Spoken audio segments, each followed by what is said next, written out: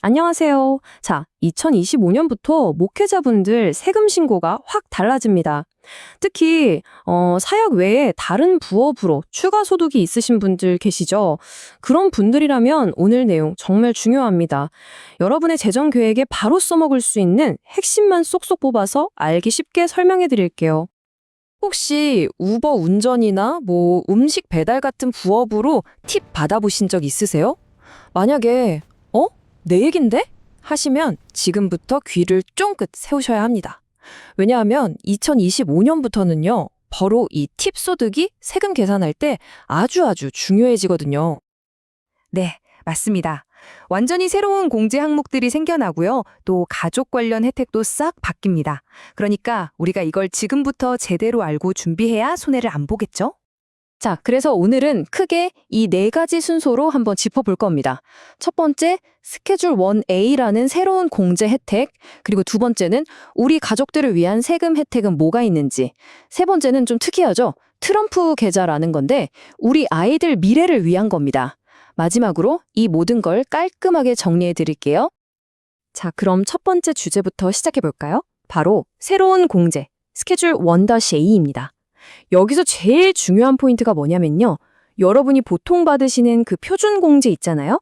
그거랑은 별개로 여기에 있는 혜택들을 플러스 알파로, 그러니까 추가로 더 받을 수 있다는 겁니다. 이게 핵심이에요. 그럼 뭐가 있는지 한번 볼까요? 이번에 새로 생기는 공제 항목이 바로 이 네 가지예요. 보시면 팁 소득 공제, 이건 진짜 이중직 목회자분들한테 해당되는 분들 많으실 거예요. 그리고 초과 근무 수당, 자동차 대출 이자, 마지막으로 우리 시니어 목회자분들을 위한 추가 공제까지. 꽤 다양하죠? 자, 이 중에서 가장 눈에 띄는 변화는 뭐니 해도 바로 이 팁 소득 공제입니다. 한번 예를 들어볼게요. 제가 2025년에 부업으로 우버 운전을 열심히 해서 팁으로만 무려 18,000달러를 벌었다고 한번 가정해보죠. 자, 그럼 이 18,000달러에 대해서 세금을 내야 할까요? 놀라지 마세요.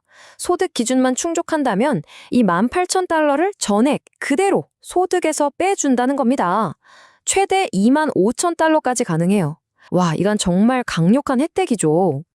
자동차 대출이자 공제도 새로 생겼어요. 개인적인 용도로 쓰는 차 있잖아요. 그 차의 대출이자를 최대 10,000달러까지 공제받을 수 있습니다. 근데 여기서 진짜 중요한 주의사항이 하나 있어요. 뭐냐면 만약에 그 차를 사용용으로도 쓰셔서 마일리지 공제를 받고 계신다면 이자 공제를 또 받으면 안 돼요. 중복 공제는 안 된다는 거죠.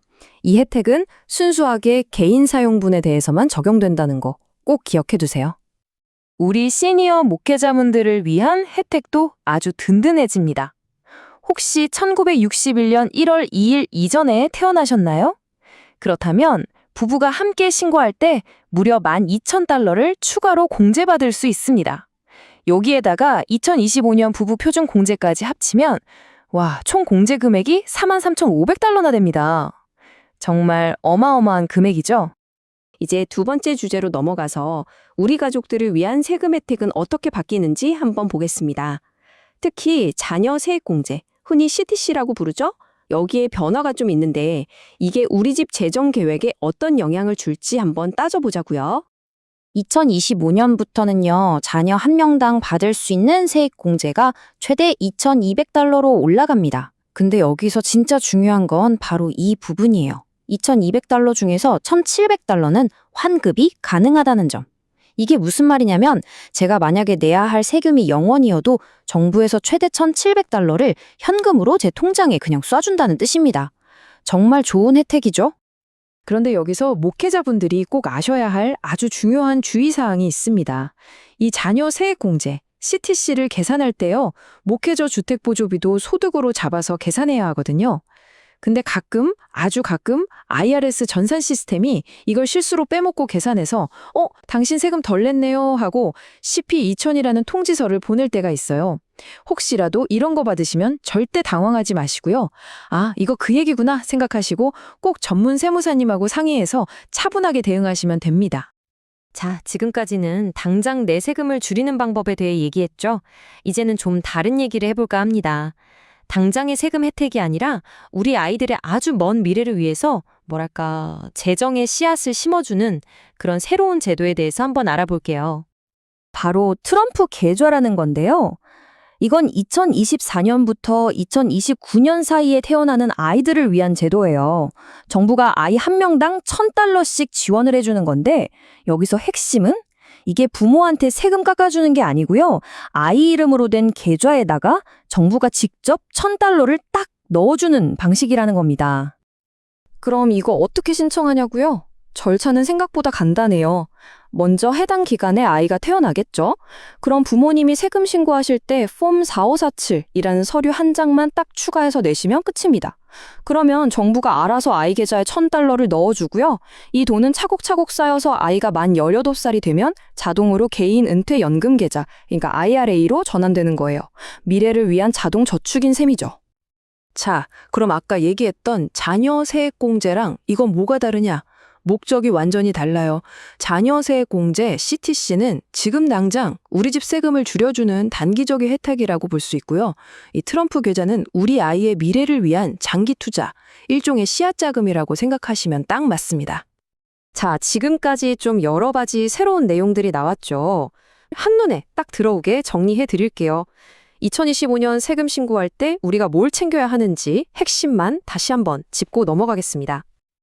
팁소득 공제는 최대 $25,000까지. 자녀 세액 공제는 아이 한 명당 $2,200. 자동차 이자 공제는 $10,000. 그리고 우리 아이 미래를 위한 트럼프 계좌는 $1,000. 이 숫자들만 딱 기억해 두셔도 내년에 세금 신고 준비하실 때 정말 큰 도움이 되실 거예요. 네, 오늘 2025년부터 바뀌는 여러 가지 세법 내용들을 살펴봤습니다. 어떠셨나요? 안녕하세요. 솔로몬 세무회계의 사무장 한복만 목사입니다. 성도들이 세금을 납부하고 하나님께 드린 귀한 헌금을 교회가 아무 계획 없이 목회자에게 사례비, 은퇴금, 퇴직금으로 드리면 목회자는 더 많은 세금을 내게 됩니다. 절세 상담으로 성도들의 사랑을 더 많이 목회자에게 전달할 수 있습니다. 목회자 절세 상담, 은퇴와 퇴직 상담, 그리고 새 사역지에서 사역을 시작하실 때 상담을 통해서 절세하실 수 있도록 도와드립니다. 감사합니다.